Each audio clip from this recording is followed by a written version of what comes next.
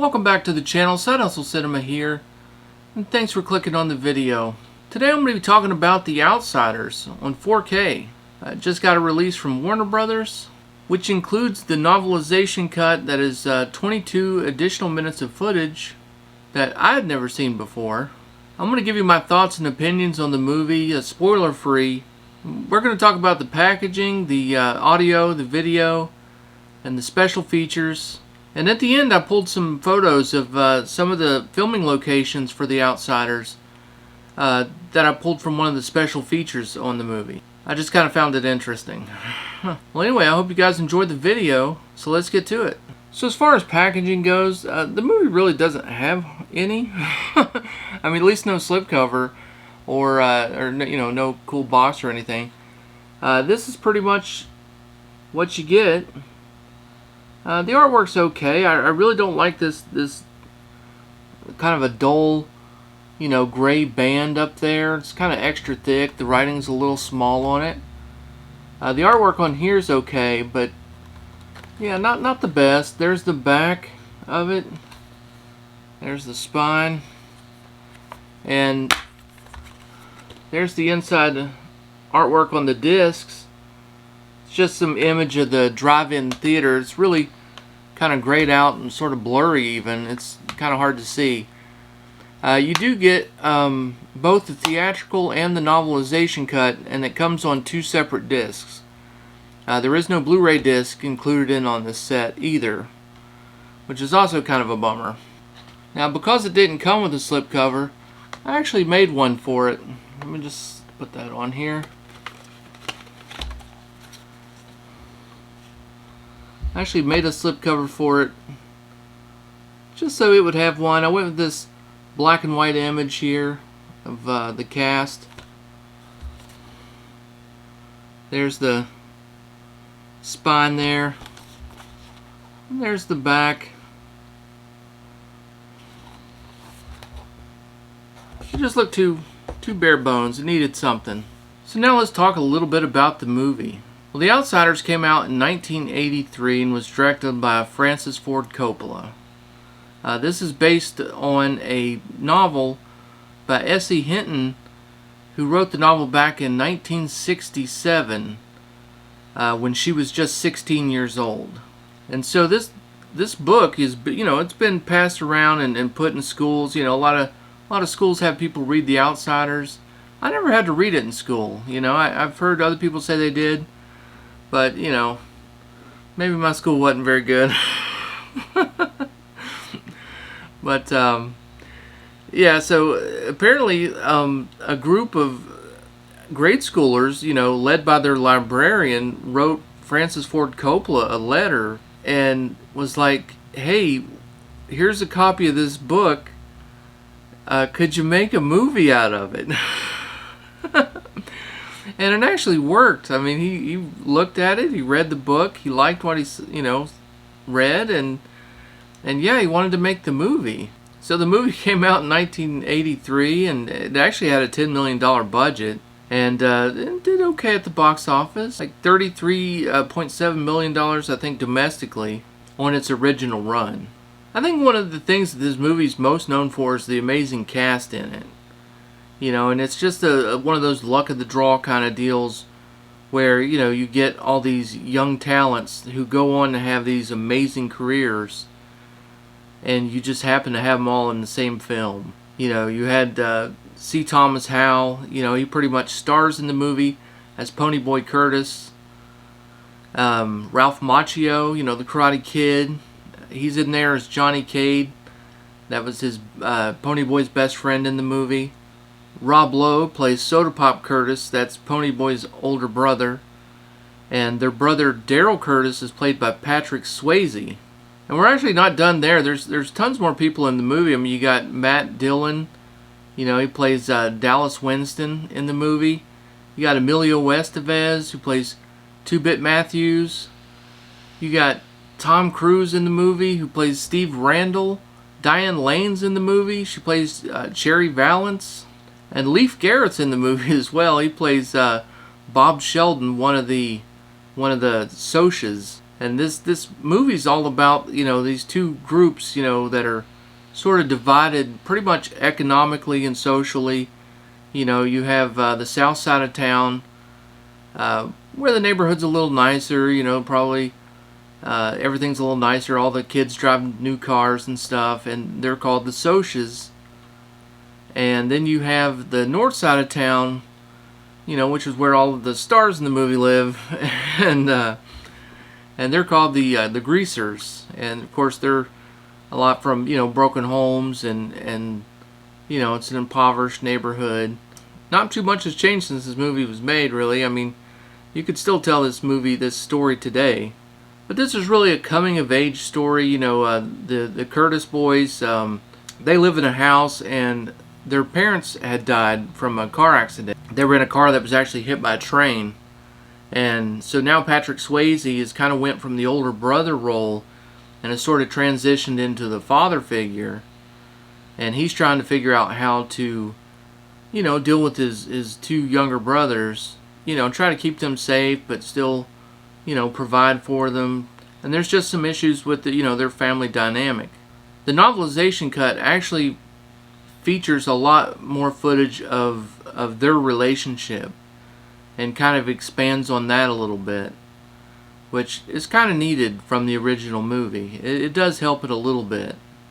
I don't want to spoil anything, about the movie, because I'm sure there's a lot of people that have missed this movie over the years and haven't seen it. And so this might be a lot of people's first time watching the movie. So I'm not going to spoil any of the events that happen during the movie, but things between the two groups escalate, and their fights and their scuffles become a lot more serious, and some pretty serious things happen, and the big ending of the movie has a big rumble. So it's not just a complete drama. There's some action and stuff that happens in this movie as well. So if you haven't checked it out, definitely go check out The Outsiders. I think you're going to love it. So let's talk a little bit about the picture quality. So this movie back in 2005 got, that's when the novelization cut came out, and it was on a Blu-ray, and they sort of did an upgrade of the transfer in that one. But for this, they did a complete restoration, not just a new transfer or a new scan, but there was a complete restoration done, and the scan was not made from like the duplicate negative, but it was actually made from the original negative. They did a fantastic job, I think, and there's a special feature of the restoration of The Outsiders. But thankfully, because of that special feature, I can actually show you some comparison shots that were on that special feature, and we can talk a little bit about that. On that special feature, they actually talk about how they restored, the film and the work that goes into that, and they had some shots up there of them actually removing imperfections from the original negative, and there was things like dirt. It's a little hard to see probably in this, especially if you're probably watching this on your phone or something. But it shows the dirt on the screen that they removed. This blotch there in the middle, that was a stain that they removed, and that line up there was actually a hair. So they physically clean this this film negative before they do any of the work with the colorization or rescanning the movie and things like that. I mean, it goes through a lot of hands, and they did a really great job on this. So here's a picture of C. Thomas Howell, sitting at his desk, and you see that the 4K edition is actually just a little more natural looking. They both look pretty good, but there is a little more detail. Like I can see like more detail in his arm that's resting on the chair, and there's definitely a more natural look to it. But the one from 2005, it actually looks pretty good too. I would have been fairly happy with that. Here's another photo, another close-up photo. This shirt's actually brown, and it just looks like almost a different color in the 2005 version. Also, that looks a whole lot more smoothed over.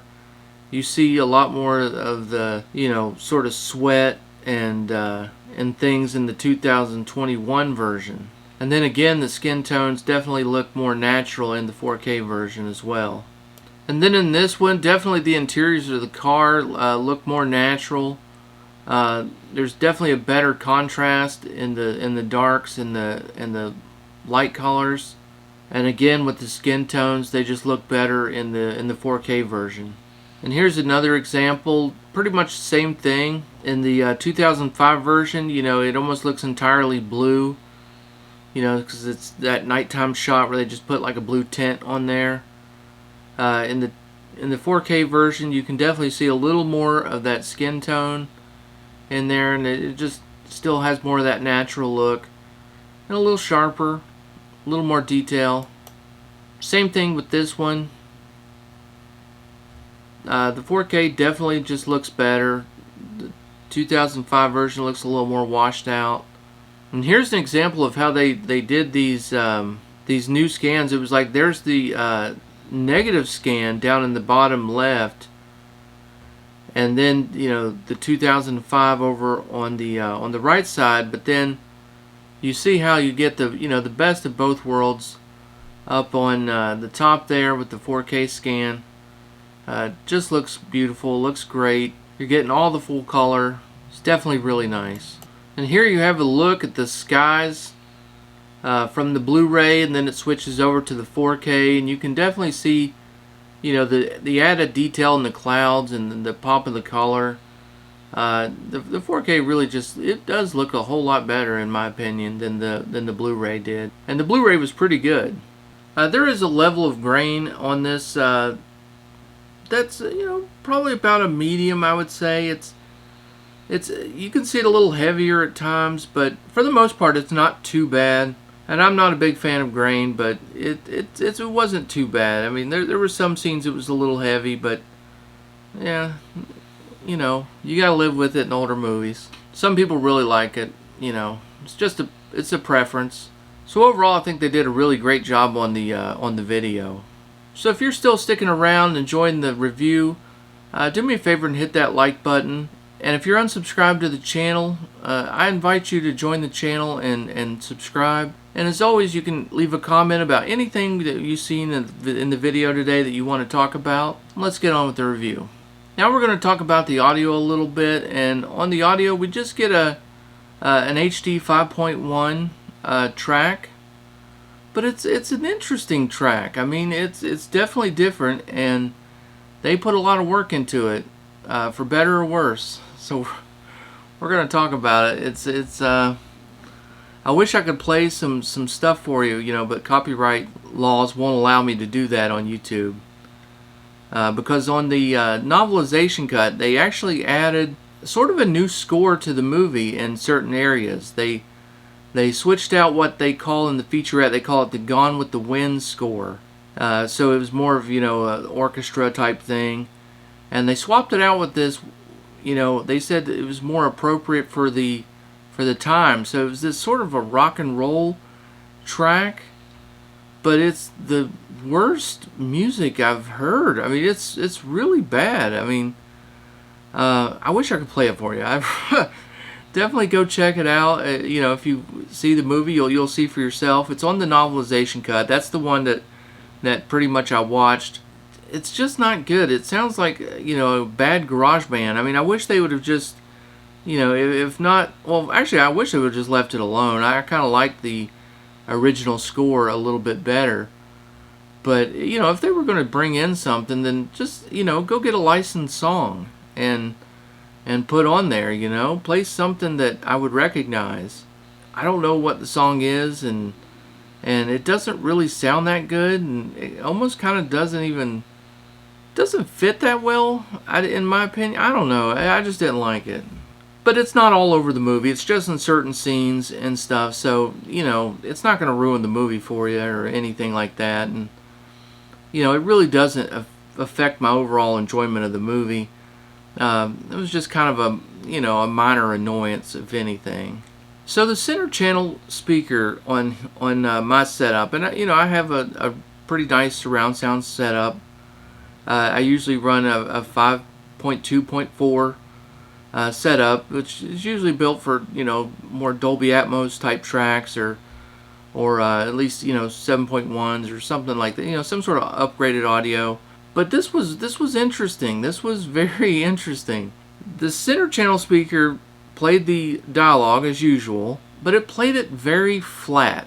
And what I mean by that is usually like when your center channel speaker plays dialogue, it's not just like dialogue. It'll be like dialogue, and there'll still be like a little bit of the other sounds sort of coming through that speaker as well.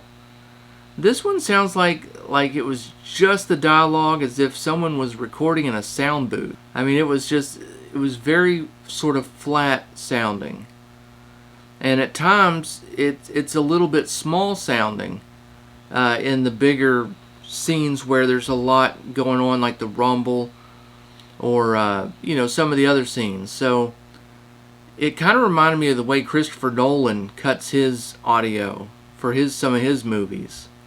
I mean, it wasn't as bad as like Tenet, where you would have to turn on the sub titles, but it was a little bit low at times through the center channel during those bigger action scenes. But there's not a ton of those in the movie, so for the most part, you're going to be fine listening to it. I mean, it does come through clear, no obstruction there. It just wasn't super loud, and it just sounded a little flat to me, if that makes any sense. I hope it does. The other interesting thing is for a 5.1, there was a lot of ambient sounds and a lot of discrete channel sounds that was unexpected. Now, just because you have a 5.1 playing through your system and you have more channels like my setup is, it generally will just double whatever, like whatever's playing in the rear. It will usually just double it to the heights. It doesn't usually break it up into discrete things. Sometimes you'll get some movement, but you don't get a lot of discrete channel with, because you only have 5 channels of audio, and then your one subwoofer. That's what a 5.1 is. And so this was so weird. So like most of the music and the score were actually playing through my height speakers, which I have 4 of them, and they're right up in the ceiling. And that was actually pretty cool. I mean, it put a smile on my face, because I don't usually get that, and it really kind of filled the room and made it more interesting to me. The back speakers actually handled quite a bit of the ambient noises, and and that's like cars going by, maybe people talking in the background, like because they go to this drive-in theater and there's all kinds of people talking around them and noise around them from like the movie and things like that. And so there was lots of things going on with the background speakers. It was really cool. It actually made it feel like there was a higher audio mix on this. I even got a good jump scare. There was a scene where someone pulls up in a car, and I don't know if I was just maybe not paying attention or something, but I wasn't really necessarily looking at the door shutting, and when they like slam their door shut, it like goes off on the left side of the rear, one of my rear speakers, and actually gave me like a pretty good jump scare. So it was an interesting, kind of cool mix. Some good and bad things, but overall, I gotta say, I prefer this to what a lot of the things you get when you get these older movies, which is usually nothing but a front heavy, very stagnant, very standard sound mix. So I'm grateful that they did something here and they tried something new, and it was, for the most part, I thought pretty cool. I wish more people could experience this. The special features were pretty good on this one. You get an introduction from Francis Ford Coppola, where he talks about the movie and how how it became, and how the story behind the kids sending him the letter, and you know, the novel and all that, and that was really good. And then you get that restoration video, which, you know, if you're watching this video, you're going to love it, you know, because it was just so much good information, so many things that I didn't even cover, you know, were in there, and it's just a great feature. Probably my favorite on there. And then there was a feature, you know, where the guy who ended up buying the Outsider's house, you know, the Curtis boy's house, and he turns it into a museum.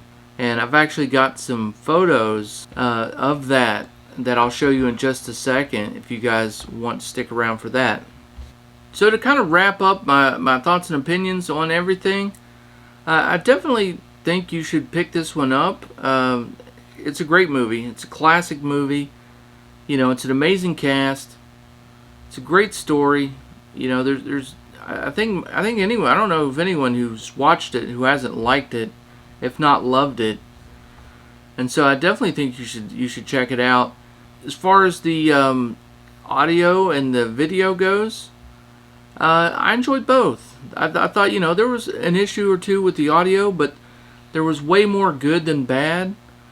And the video was excellent. I mean, it's the best it's ever looked. So, you know, I say, yeah, go ahead and pull the trigger on this one. A slipcover would have been nice. So I'm definitely going to say this one is a must-own. It's definitely a rewatchable movie. Great movie. Go get this one in your collection. And finally, I'm a big film location guy. I love watching YouTube videos and things like that of people who go to film locations. I would love to visit some film locations myself sometime. But, you know, fortunately there was a great featurette on here of a guy that, you know, lived in California, and he visited Oklahoma and found out that the Outsider's house was actually for sale for just like $40,000. And he passed on it for a while, but every time he came to Oklahoma, he would think about the house, and he would always go by. And he got scared that it was going to get tore down because they were tearing down a lot of houses in the neighborhood and building Habitat for Humanity houses. So he went ahead and snatched the house up and started to restore it. It was in fairly bad shape and needed a lot of work done, you know, on the inside and the outside. But he did an excellent job restoring it, and he brought back in as much of the replica type furniture that he could, and just really decked this house out to look like it did in the movie, right down to, you know, some props and things, like you see this chocolate cake and the beer, you know, that 2-bit, you know, has when he sits down to watch Mickey Mouse. That's there, and there's photos all around the museum that, you know, shows some of the scenes that happen in the house. So if you're ever in Oklahoma and you want to stop by this place, I think it would be awesome.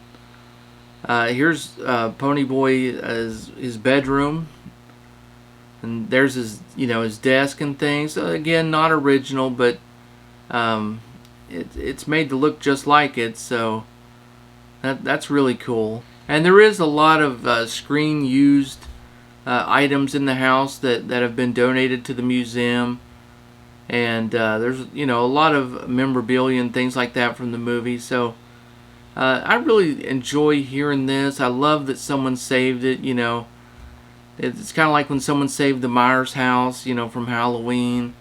It's the Christmas Story house, you know, in Cleveland, that's still there.